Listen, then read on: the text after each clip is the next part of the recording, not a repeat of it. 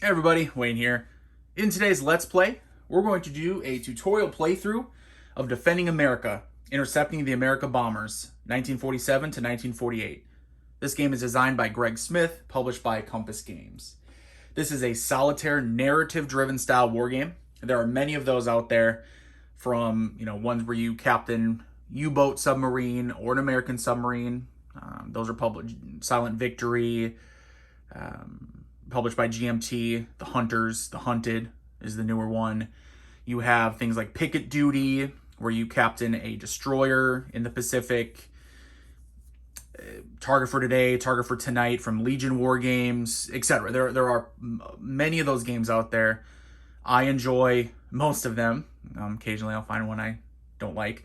But for the most part, I really enjoy that style of war game. I think it's great for a solitaire game.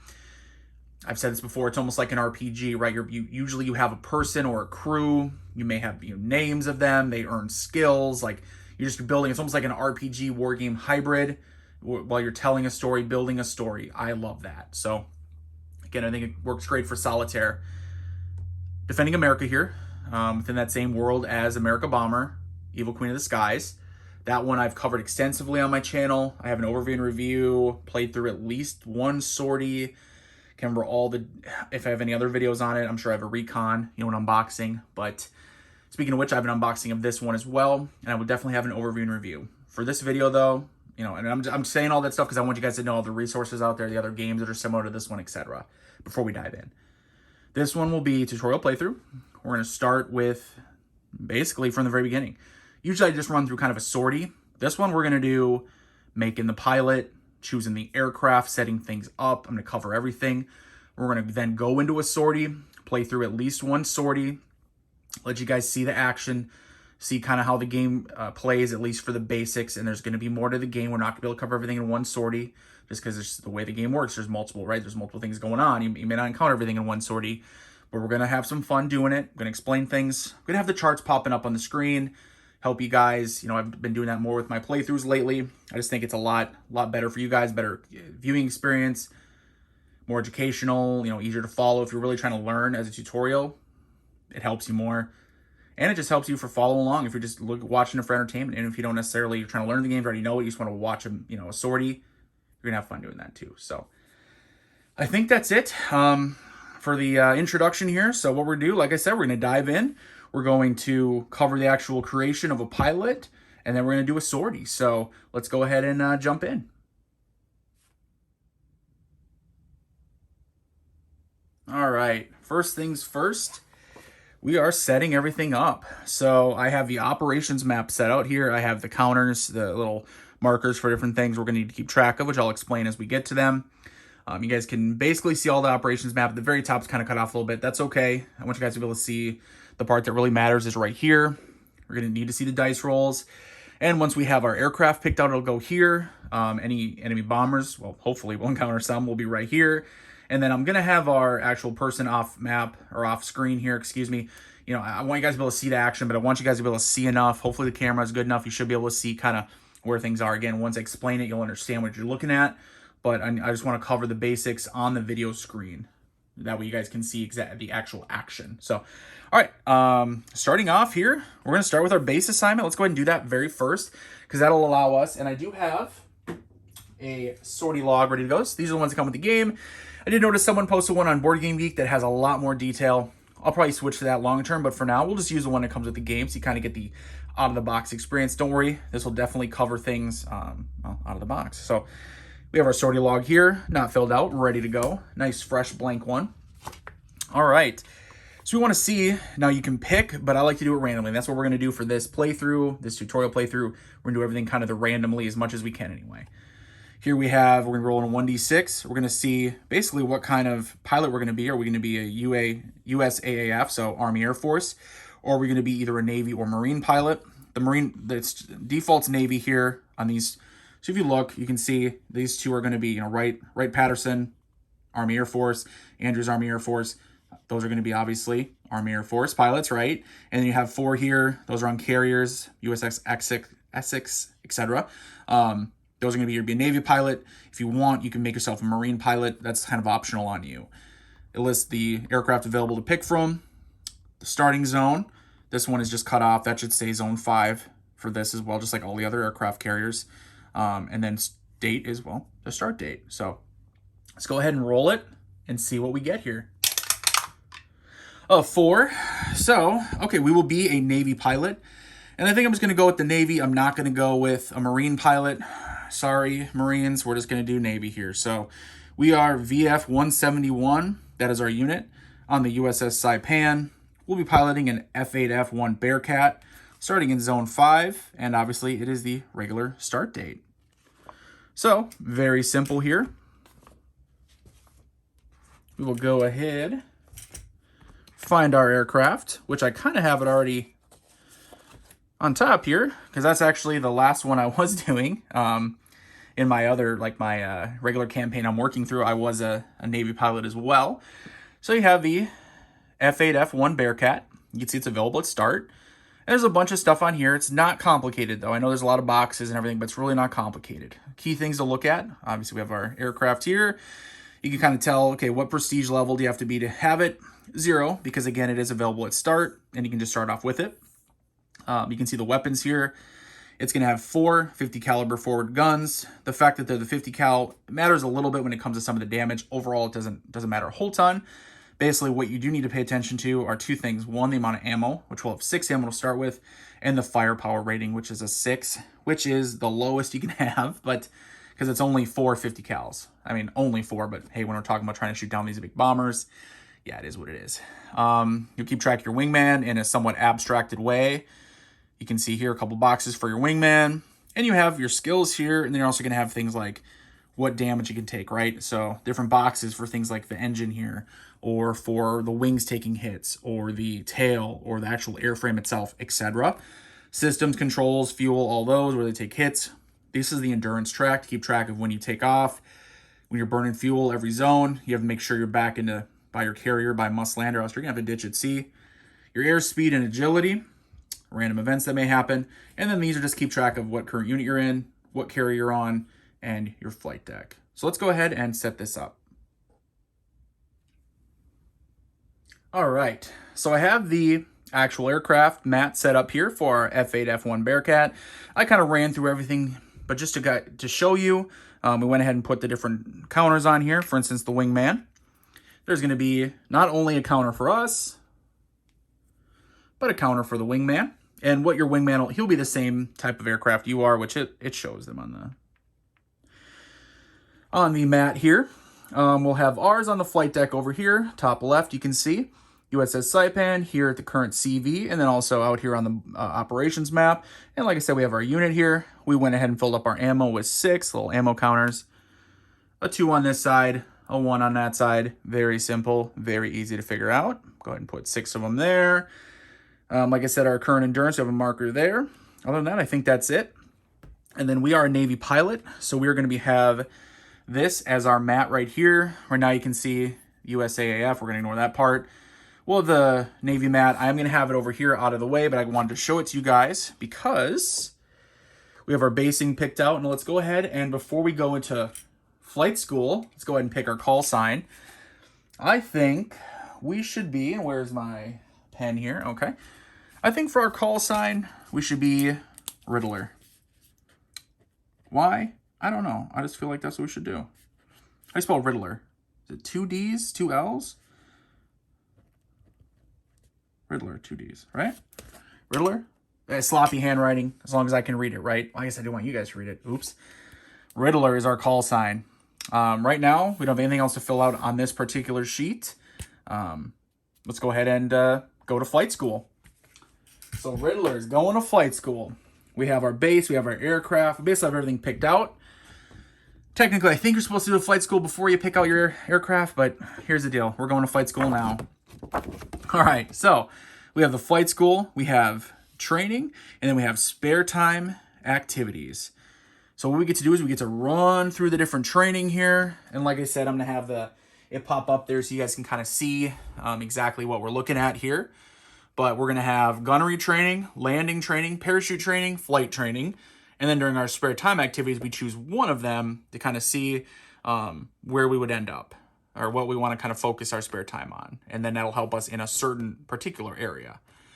All right, so starting off, let's look at gunnery training. Roll three times on chart B2A using the 9 firepower column. I'll go ahead and have chart B2A pop up for you guys. You guys can see firepower at top, FP, 6, 9, 12, 18, 21 plus. It says roll on 9s, that's what we'll be doing. So you check the 9 column, and you can see the die roll. It's 2 to 12, which is 2d6, obviously, right? So we're going to roll 3 times. If none of them is a miss, we get the gunnery -1 marker, which basically means that when we go to buy the gunnery skill, if we choose to, we would have, I'd put this on there, and we would have a -1 cost to it. So we don't have the gunnery skill, it'll just cost 1 less.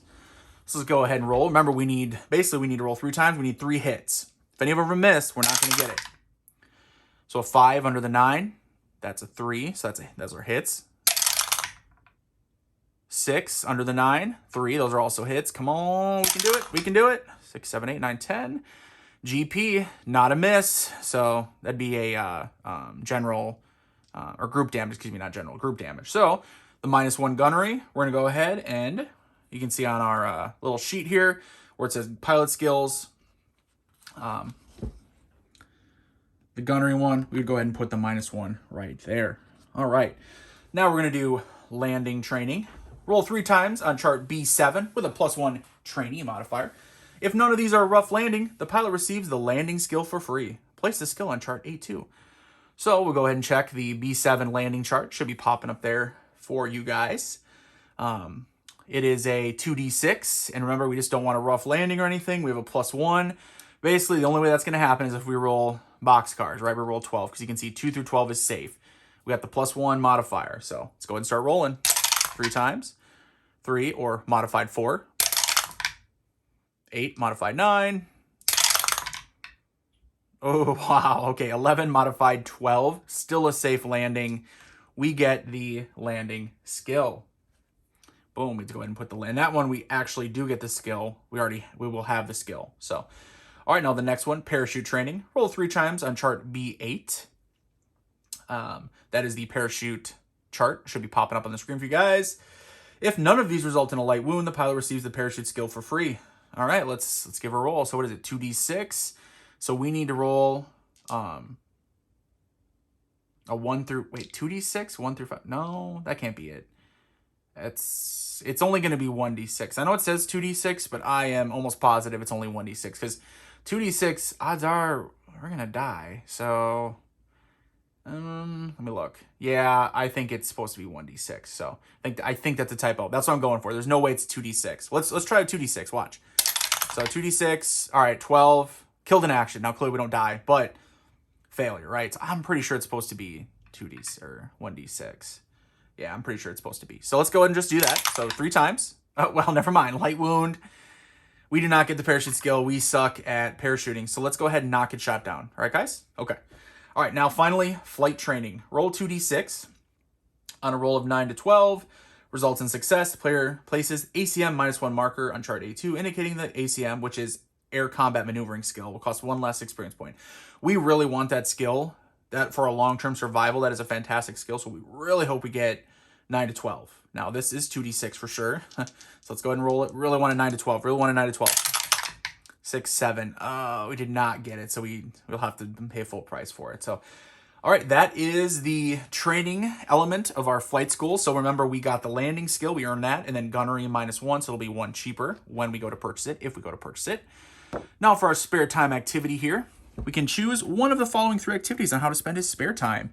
We can do extra physical training, which gives us a stamina marker, which will help us with killed in action or serious wound. We can basically expend it instead of actually dying.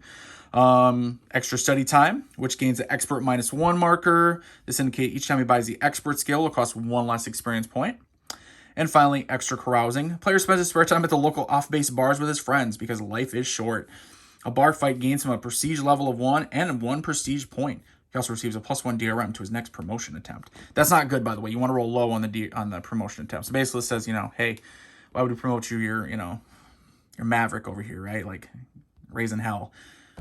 I don't want to do that, even though it doesn't matter for us right now. Let's go ahead and do extra physical training. So I'm going to grab up the stamina marker once I find it. Go ahead and place that on my sheet. And then we will have extra stamina. We'll be able to expend that so that way we won't automatically get killed in action or suffer a serious wound. Oh, I see how it is.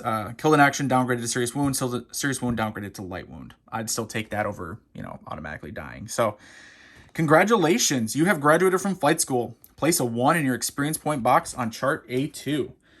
So we have our pilot chart here, or pilot, pilot's mat. Boom, experience points would be 1. And then we're going to start with prestige level of... Do we start with 1 or not? I'm going to double check just to make sure. But other than that, let's go ahead and wrap this up and get into it.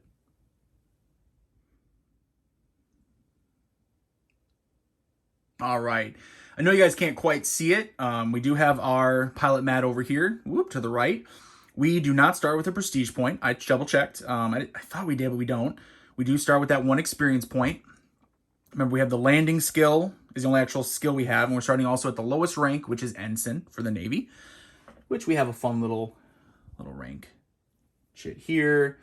Now, what we're going to do, though, we're going to take our 1 experience point. We're going to go ahead and spend it. Yeah, we should probably save it and wait till we can buy air combat maneuvering, because I guess that's probably the best skill in the game. But you know what? I don't want to do it that way. I want to get a skill right now. So I'm going to go ahead and buy reflexes. And, I conveniently already put it on the map. So reflexes allows us to do a couple things. 1, we can go ahead and use it. You can use it once per sortie to either fire first, because normally combat will resolve simultaneously. And I'll explain that when we actually get to a sortie. But normally combat will be resolved simultaneously. You can do it to fire first, meaning all your, your damages go into effect first before you then roll for the bomber. Or you can use it to reduce the random hits by 1. So in case it's a hit that you just don't want to take, you can go ahead and reduce that. So I think that's it for actual setup here. We got Riddler. He's ready. Ensign, hotshot ensign. He's based on the USS Saipan, patrolling off the eastern coast of the United States. He's ready to intercept some Amerika bombers. He's ready to defend America. So I think we should go ahead and dive in. Don't you guys think? I sure do. Let's do it. All right. So starting off here, we are all ready to go. Let's jump into the sequence of play. Handily, it's all written on here except for combat. Combat is not written on here, unfortunately. You do have to look through the book or, as soon as you become comfortable with it, because it's not overly complicated. Now, let me just explain it now before we get into it, so in case I don't forget. We're not going to be doing the, what would it be called? Like complicated combat or advanced combat? Let's call it advanced combat. We're not going to be doing advanced combat. What I mean by that is we're going to be doing kind of the basic combat. And I will show you that, so I'm not going to explain it right now. But in the advanced version, in the basic version is basically like a little track. Let me just show you now quick. So you can see a bomber here. Let me just show you guys. You have the little bomber mat. There's the different bombers. Might as well explain it, right, so you guys understand. So you have the different Amerika bombers, ME-364, HE-277. There's a few others. You have, just like ours, right, we looked at, you have kind of the different boxes. You have for the weapons, whatever. For the Amerika bombers, the things you have to worry about, obviously, you're going to be hoping to inflict damage, right, trying to shoot it down, trying to get that DE, destroyed, right? You want that DE result. Defensive firepower, higher the number, the worse for you. So something like the ME-364, defensive firepower 7, that's actually pretty good, pretty low, good for you. You're going to have other aircraft, unfortunately. The Focke-Wulf 300, defensive firepower 12, not so good for you. Trust me, you don't want to encounter that. It's gonna cause some damage to you. So, but the simple sort of combat is, you can see this track right along here. You're going to put the counter for the bomber, counter for the fighter. You're going to keep track of incoming hits, which, by the way, is something that they didn't do in the previous games, and I love that this is on here. I'll mention that in my overview review.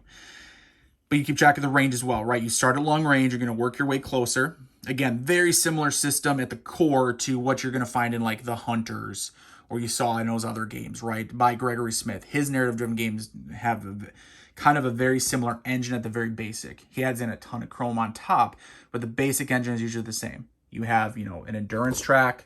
You're trying to find whatever you're trying to find, whether it's a submarine, an aircraft, whatever. And then if you're able to, you're going to go into another area, another sheet. You're going to go ahead and fight it. And then you generally keep track of range, long range, medium range, close. You're going to have different passes, different rounds, and so on and so on. So in this one, it's sort of the simple long, medium, close. You're going to get a shot at long, shot at medium, shot at close. As long as you want to, you can always break off. And you can come around for another round and just keep doing different passes, right? But if you want to, you can actually play with a much more complicated, I don't want to say complicated, position chart. Now, funny enough, if you go to Amerika Bomber, Evil Queen of the Skies, this is what it looks like when you're attacked. So when you're flying your bomber and it looks like this, you're going to have the American fighters, you know, their little counters are going to pop up around here in the different approaches, different areas, and they're going to be coming after you this way. It works. It works really well in Amerika Bomber. If you watch my review from there, I like the game, like it a lot. But I'm not going to do it with this just because it just adds an extra layer of complexity I'm not looking for with this particular game. I'm looking to get through a lot of sorties. And I don't even mean this video, but just in general. But it is there. It's nice that it's there. So just FYI. However, we're going to do sort of the basic regular style of combat. Okay? All right. I know it took a minute to explain that. Again, this is a tutorial playthrough. If you wanted to go super quick, you're in the wrong video. Sorry, dog.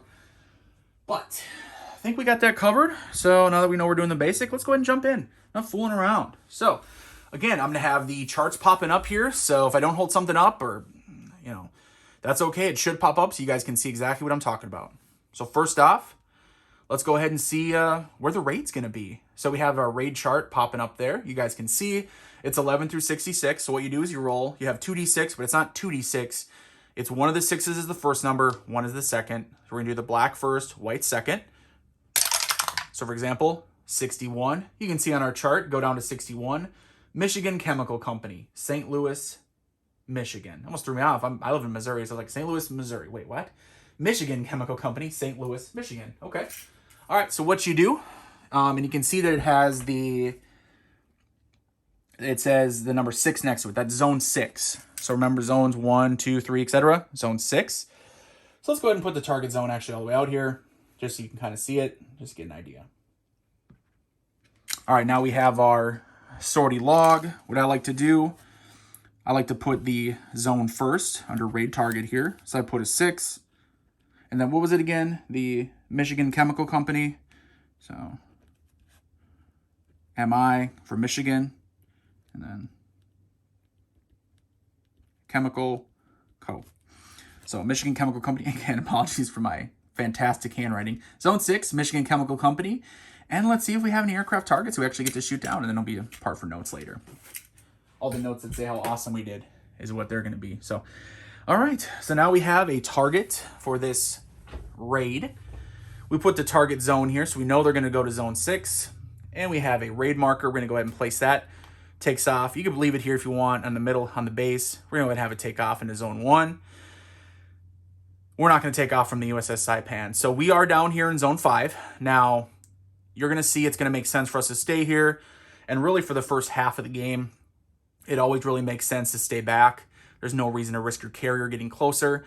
However, what will happen is there will eventually be atomic bomb raids where the Germans are going to come drop the atomic bomb.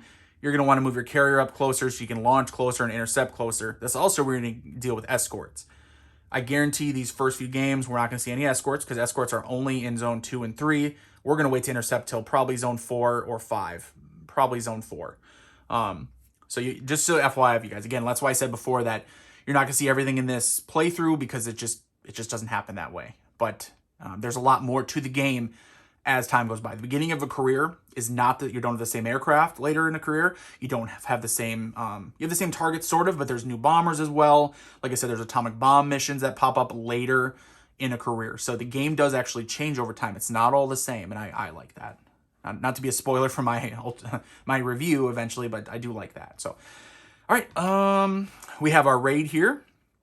Let's go ahead and you can see up the sequence of play. Follow along if you want. If you guys can see it, I believe that's on the video. You can see we got our raid target, the Michigan Chemical Company.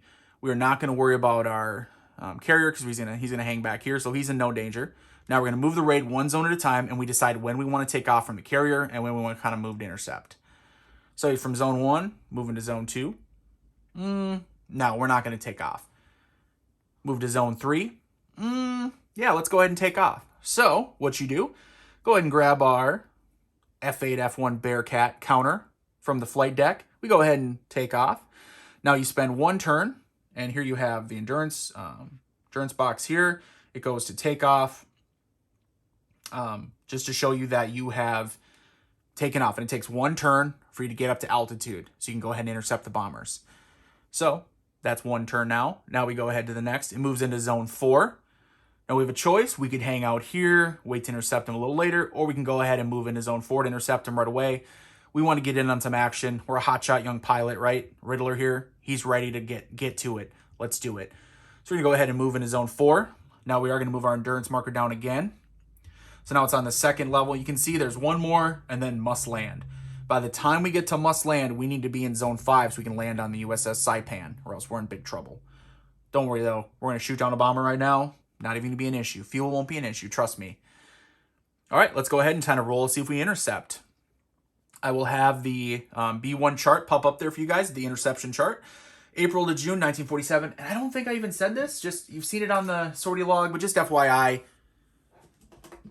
you know, and well, I mentioned it in the game is 1947, 1948. We are starting April 1947, very first one. Sorry about that. I didn't mention that ahead of time. My apologies. All right, let's do it. Let's go ahead and roll, see if we get, and there may be no contact. We'll see. Roll 2d6. 8, what do we get here? No contact. So I was right, no contact. So what that means, we basically weren't able to intercept it. That's what you kind of look at it. There is a raid. We just weren't able to find it. Got routed wrong. You know, we didn't see anything. We're a young pilot, a little bit of a hot shot. Maybe, you know, we kind of, whatever. We didn't follow proper procedures. The raid's going to go ahead and move to zone 5. Now, what are we going to do? Obviously, we still want to intercept. So let's go ahead and move to try to follow them. And what you will do is move your endurance marker now to this 2nd to last one. Basically, at this point with this aircraft, because this Bearcat doesn't have a ton of range, right? Doesn't have endurance boxes. We need a contact now. Fortunately for us, we're going to find one because in zones 5 and 6, when you're that close, no contact automatically becomes a bomber.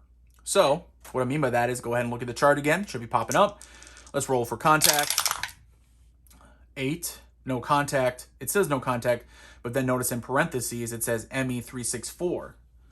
That means there will be an ME364 if you're in zone 5 or 6. Boom, there we are, ME364. So let's go ahead, and I'm gonna go ahead and set it up here, and I'll leave the video running. Normally I was gonna cut away, but actually I wanna explain it to you guys. So pretty simple. We're gonna leave those on the board here so we know where everyone is. I have the markers ready, so we have another aircraft of ours. We're gonna go ahead and place him where it says fighter here. And what we're doing is kind of ignore this part here. We're just looking at the ME364, and we're looking at all these boxes right here. We have our range, remember, long, medium, close. Start at long. Of our fighter. We have the incoming hits marker. We'll put it there. And then we just have to find the ME364. Oh, what do you know? There it is. Little counter. And we'll put it on bomber right here to show that that is specifically is the bomber we are fighting. Now, you're starting off. You as the fighter, you know, there's some key things to look at. Really, you're generally, when you're fighting a bomber like this, you're in control of the events. Now, you want to look at airspeed. If you get, you know, if you're slow, somehow you're slower, because there are some jet bombers that come later. So if you're somehow still flying a really slow fighter and there's a jet bomber later, you may be slower then, and then you're in trouble. You're not going to get to have the normal combat like you want. It's going to be very much just like you get a couple shots, you're done. Fortunately for us, the ME364 has an airspeed of 18. We have an airspeed of 21, so we're faster, so we're good there. We can make as many passes as we want, you know, fire as many rounds. Also, we get 3. We have agility of 3. What that means is, and there's a couple of things this will factor into the combat, but it's going to kind of mention this offhand. You know what? Maybe I should wait till we get to combat. Well, actually, we're about to do combat, so let me explain it as we go here. All right, guys. Okay, so I got it all set up, right? The range, long range, us against the ME364. We're coming in hot, baby. Now, think of it this way. Also, one thing I want to make clear. So we are piloting one Bearcat, right? We are Riddler in this Bearcat. Yeah, we're a hotshot. But keep in mind, I mean, there's a squadron here. We have a Wingman. But it's not like it's just us 2 fighters and this one bomber coming in. There's a bunch of bombers, right? There's a bunch of bombers. And there's a bunch of fighters. And so there's a whole melee going on. There's a whole battle going on in the air. This is not just us versus one bomber, and that's that. So just keep that in mind. So some things you'll be like, well, what about this? What about that? They're abstracted, right? So that it's playable, so that you're just focusing on your pilot and your aircraft for the most part. And it includes with the wingman being abstracted to like, hey, if he's there, he helps you. If he's damaged or absent, he's not going to help you, and there's going to be some things you suffer from. So I think that covers that. Let's just dive into the combat here. So, all right, first round, we're at long range. I think that we should just fire regular, fire our 450 cal forward guns. I don't think we should try anything, extended bursts or anything weird. Let's just do a regular fight, a regular shoot. Now, let me move the range marker. You guys can see on the range here, there's a couple different interesting things. So there's two sets of boxes, close, medium, long here, and then down here. This one down here, or excuse me, let's look at the top one. That's for information bomber, which right now you can look at the bombers being in formation. It's in formation with the rest of the bombers, right, that are abstracted. It's going to get +1 random hits, +2 random hits, depending on the range once we get closer. Those aren't just from this bomber. Those represent, as we get close, other bombers, right? Their defensive fire hitting us. Even though we're targeted on this bomber, doesn't mean that the defenders on another bomber might not be shooting at us. So take that into account. And then you look here on the bottom one, out of formation. So if he was alone or too far away for defensive fire from other bombers, / interceptor. We're the interceptor. We are intercepting the bomber. So at long range, we get -1 random hit. A little too far away from us, right? Medium, no modifiers. When we get to close range, though, we get it +1 random hit. So that's going to help us at close range. Just wanted to cover that quick. All right, long range. Let's go ahead. So remember, we have -1 random hit. Now, very simple. Go ahead and look at the B2A chart, which we've seen already because we rolled on it during the flight training. And I'll have it pop up right now. Fighter damage to bombers or fighters.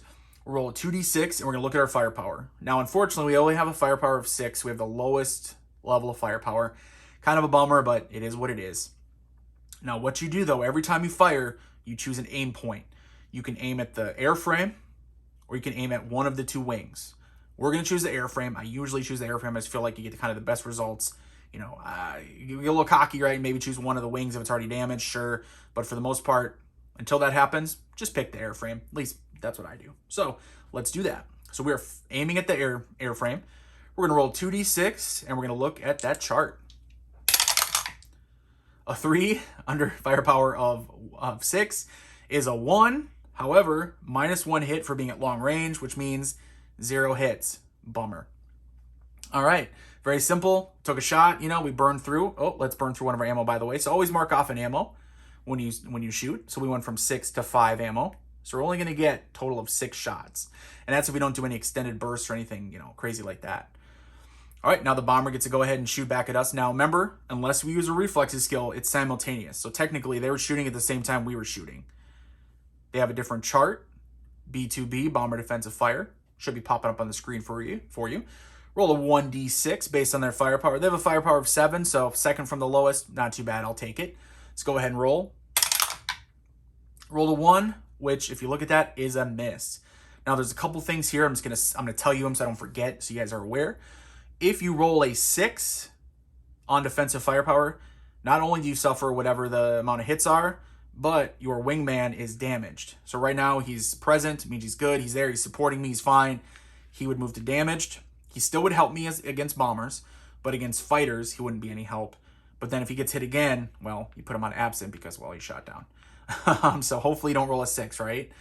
Another thing is that, so we got missed, so there's no hits on us. So we both missed, right? We shot at them, they shot at us, we missed, too far away.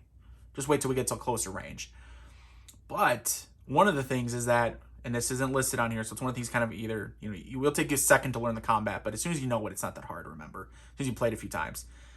The wingman, if present, provides a -1 to the amount of, sorry, I just want to check something on the camera.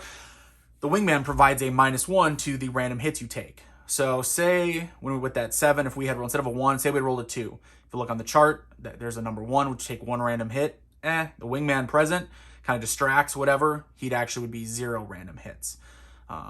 In addition, so I don't forget, and this is where this comes into play, and I didn't mention it earlier, but I'm going to mention it now.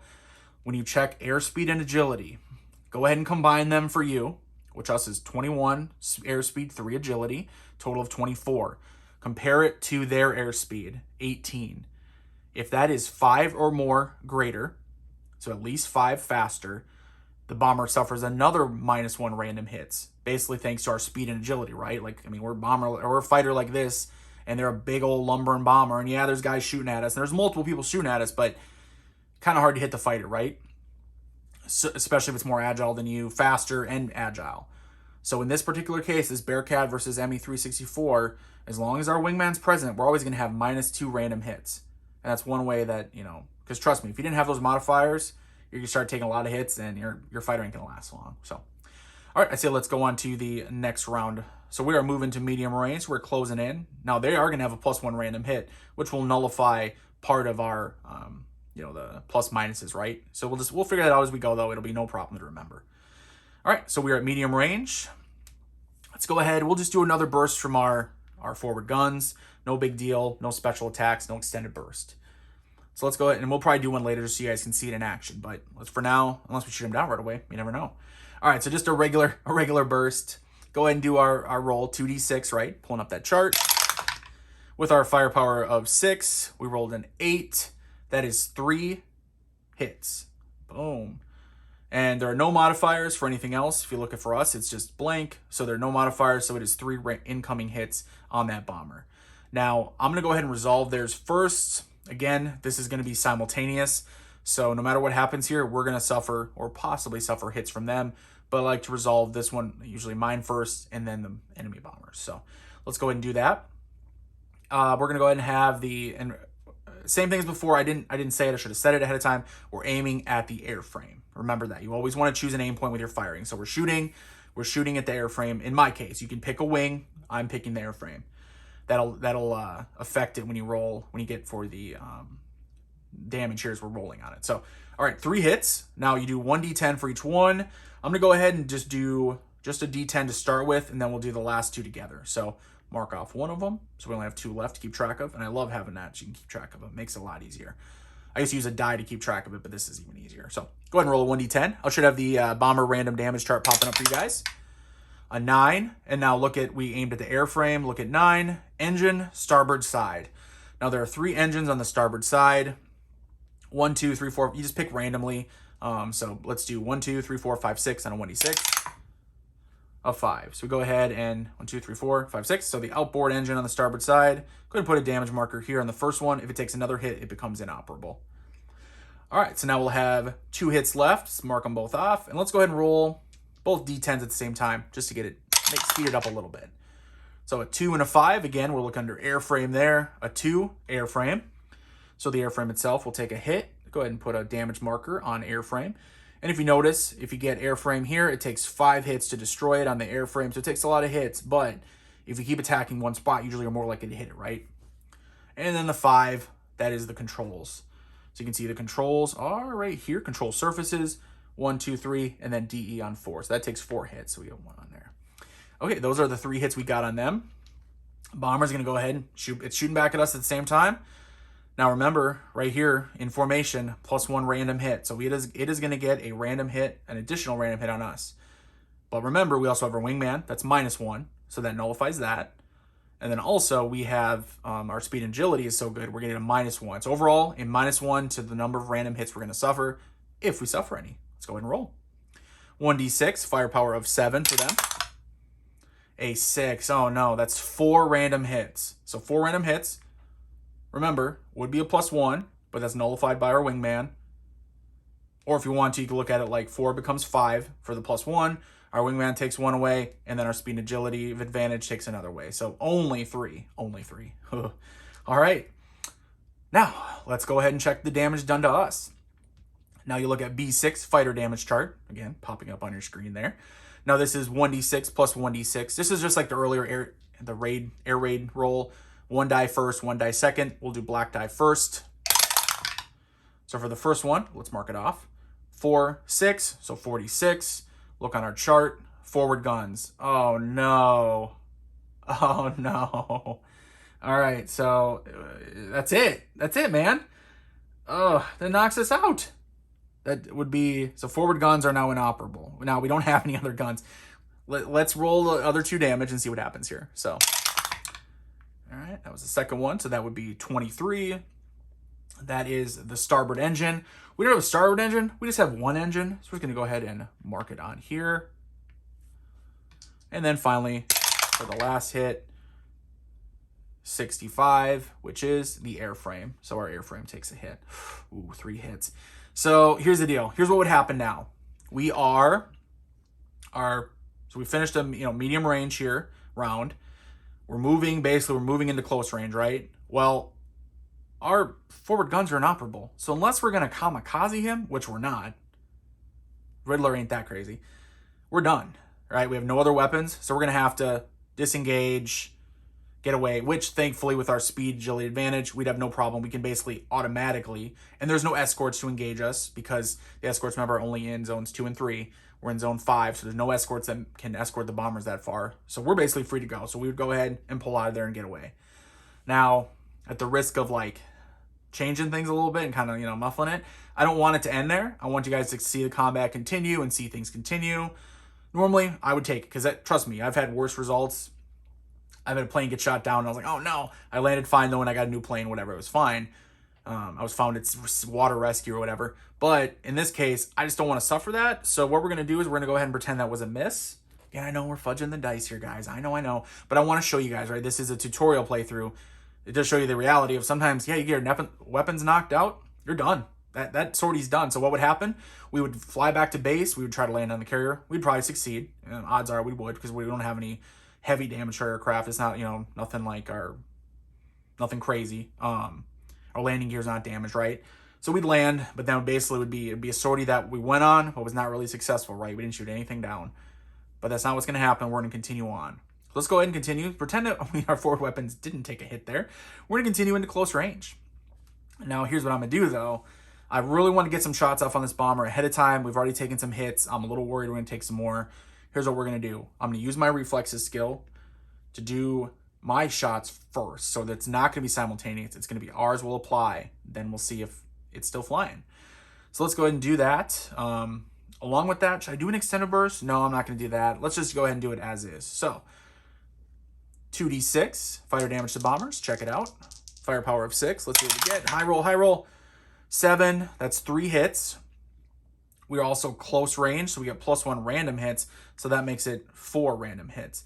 And remember, we get to do them first because of the reflexes skill. So let's go ahead. Oh, and I'm aiming for the airframe. I keep forgetting to say that. Sorry, guys.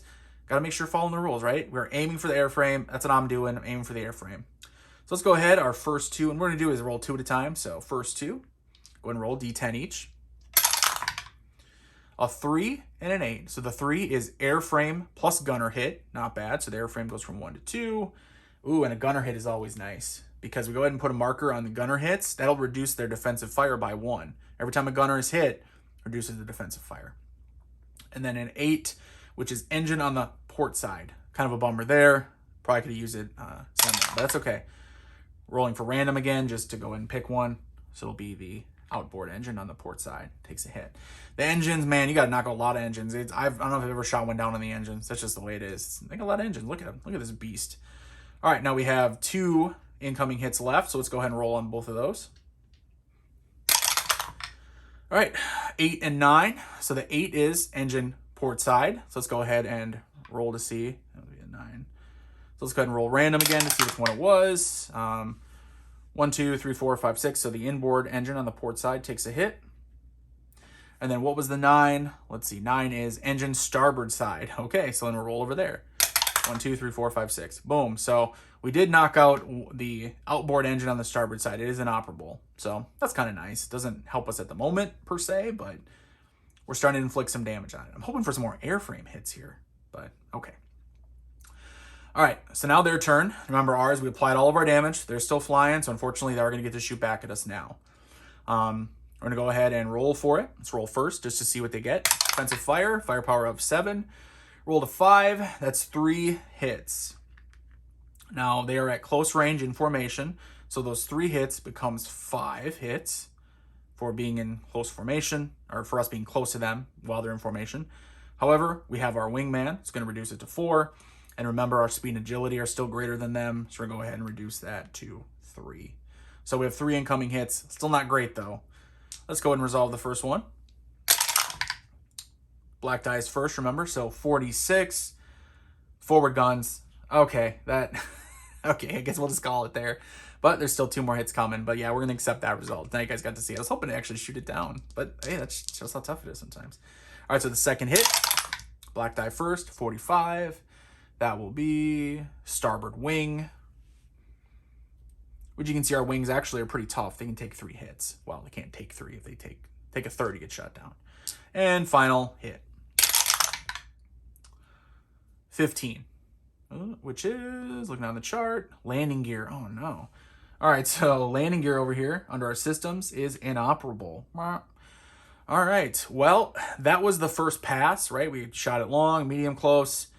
I'm going to call it there. I'm going to second result of inoperable on the weapons. Let's go ahead and that's not tempt fate anymore. Oops, that should have been marked on an ammo, by the way. Okay. So instead of coming back around for another pass and re-engaging them at long range, we're going to call it. We're going to disengage. Let's get out of here quick while we're still flying. All right. So we disengage. We're done with this bomber. They continue on, do their bombing run, whatever.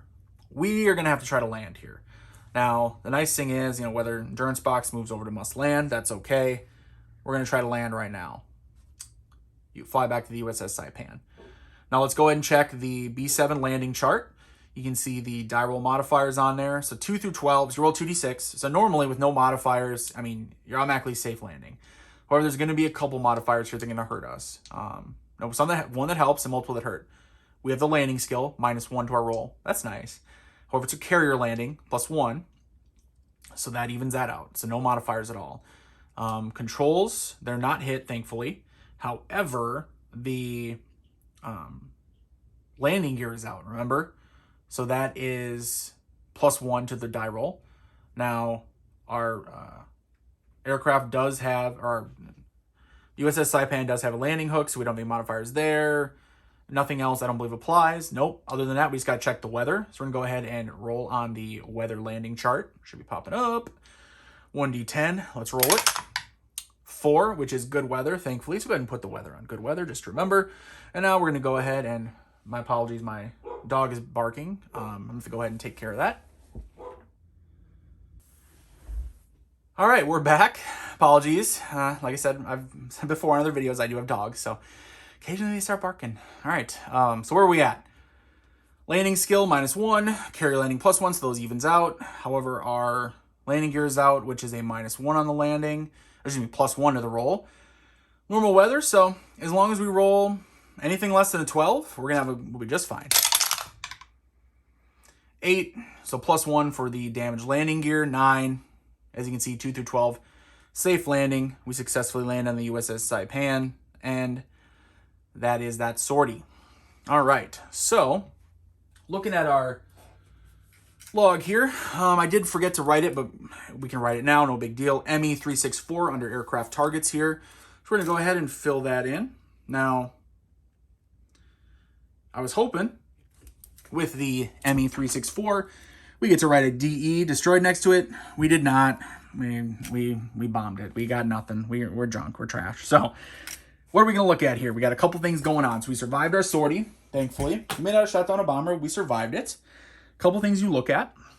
First of all, you're going to want to see how much damage is done to your aircraft. Now, we have how many hits, basically, right? Weapons is 1.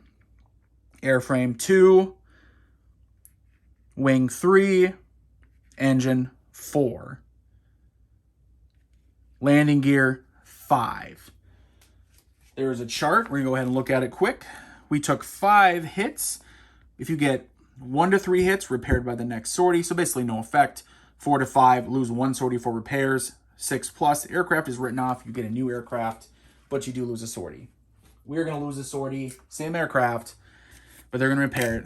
So what I like to do, just mark off 1 here to see the next line. It's basically saying, hey, you're missing a week. And then in notes, go ahead and just put repairs. All right. And then what you want to do for your aircraft is, or your pilot, you're going to see if you earn anything. Now, without shooting anything down, I'm going to say no, we didn't get anything. So what I mean by that is there are actual awards. So the awards are things like, say, the Navy Commendation Medal, which we're Navy, right? So Navy Marine pilot upon completion of his 5th sortie. Okay, you get a prestige point. Purple Heart, are you injured while you're flying? Bronze Star. This is awarded to an American pilot who downs an enemy aircraft. The first award confers 1 prestige point. So basically, the first time you shoot down a bomber, you're going to get the Bronze Star. You're going to get a prestige point, etc., etc. There's different things, different requirements to earn them. Generally, once you start shooting bombers down, you're going to start earning these awards, start earning medals. You don't, some of them, you only get it once. Well, generally, you only get them once, but you get more prestige points, which allows you to unlock greater aircraft as time goes by. For us, we got nothing. I would say Riddler didn't quite live up to the what he was trying to say when he was acting like all tough, acting like he was gonna shoot down the Luftwaffe by himself. But I think that's it. I think we're gonna call it there.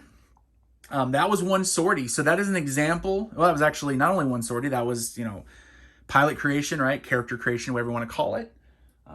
We created Riddler. He became a Navy pilot. Went through flight school. He got increased stamina. He got a little bar fights. He's a little rabble-rouser a little bit. He learned a landing skill. Apparently he didn't learn the shoot down enemy bomber skill because he didn't do that, but that's only one sortie. So that continues, right? As time goes by, you fly additional sorties. You find your target, what aircraft you encounter or hopefully encounter. Hopefully you shoot them down, but sometimes like today, you don't. Sometimes your aircraft gets shot up. You have to disengage your aircraft. Basically, you lose a week. You lose a sortie for repairs. You didn't even shoot anybody down. Miss a week, and then on to the next. And you just keep doing that. And you work your way through a career. And as time goes by, and I mentioned this before, there's going to be other bombers show up. There's going to be other fighters that show up. You're going to get, suddenly say you're going to have your little Bearcat, and you're finally going to get sick of this bad boy. But don't worry. Say July 47, you get to that, which is not that far away. A few months away? Boom, now you have a jet fighter coming off the aircraft carrier. Now you have a 9 firepower instead of 6. You have 27, 28, 29 total speed and agility instead of the 21 plus 3, 24. So you're faster, not quite as agile technically, but you're much faster. You have, much higher firepower, 650 cal forward guns, etc. And that's just one aircraft. There's many different types of aircraft, both Navy/Marines, and then United States Army Air Force. In addition, you have the bombers that are coming at you. You have, if I can find the sheet here, I wanted to show you guys some additional bombers. They're going to be, you're going to have, say, the Arado E-55-1, which is a jet bomber coming in. Now, defensive firepower is not that great, but look how fast it is, 24 speed. If you try to send the Bearcat after him, he's only going to get one pass, and then he's left behind, left in the dust. He's not going to be able to come back multiple passes of combat. In fact, I think he only gets one round. I think he gets to shoot once at long range, and then that's it. I don't even think he gets a full pass. In addition, once you start intercepting him in zone 2 or 3, I mentioned there's going to be enemy fighters. You're going to have to deal with escorts, ME-262, the GO-229. You're going to have to deal with them. So you may fight them first, then the bomber. You may choose to go after the bomber and then afterwards fight them. Just kind of depends. Depends how it works. Depends what kind of aircraft you're in, what you want to do. But there's more coming, right? There's more coming. There's more upgrades for you. And you're going to get more skills as time goes by. Additional research. There's going to be additional skills. You're going to pick up better skills. You're going to become better as an actual pilot. But the competition and the enemy is going to get a little tougher too. So it all balances out. But that just shows you the variety in the game. But, all right. I hope that gives you guys a good idea of how this game works. It's not multiple sorties. And again, I don't want you to think that one sortie is just, that's it for the game. Well, first of all, I think you can see how things can go different, right? Depending on how you roll and the choices you make. But at the same time, again, beginning of a career with certain aircraft, that's not what it's going to happen later. Germans are going to come in with atomic bombs. There's going to be possibly jet bombers. You're going to have jet fighters. Like, there's going to be changes. Your character, your pilot, whatever you want to call him, Riddler, right? He's going to get, if he survives, is going to get tougher. He's going to get stronger. He's going to get a more talented, more experienced pilot. And all that kind of changes, builds that narrative over time, and builds the experience. So I think that if you like this type of game or not. If you're the type that you hex encounters, divisions, moving around, hex, which I love too, don't get me wrong. But if that's the only type of war game you like, yeah, this game ain't for you. But if you like the narrative-driven style ones, definitely want to check this one out. This is not my overview and review, by the way. I will have an overview and review, but obviously I think you can tell I enjoy myself with these games. And, you know, spoiler alert, I like this one too. So hope you enjoyed the video. You made it this far. If you have made it this far, you're not a subscriber, I would appreciate it. It does help me, helps me get more games, help these videos to get, you know, seen by more people. You know, it helps everything. And I think that then we can share this with more people, this is why I do this, right? I don't get paid for this. I mean, this is a hobby of mine. This is something I do for fun. I don't collect money off my videos. The most I have is a Patreon, and, you know, I ain't retiring off my Patreon. Let's just say that, okay? So, hope you guys appreciate it. I appreciate you guys, your comments especially, your thumbs up, your comments, and everyone who's subscribed, everyone who's committed on Patreon, all of that I sure appreciate. So I will have an overview and review. I may do some more sorties. Maybe I'll do more with Riddler here. We'll see. But for now, let's go ahead and call the video. So until next time, guys, later.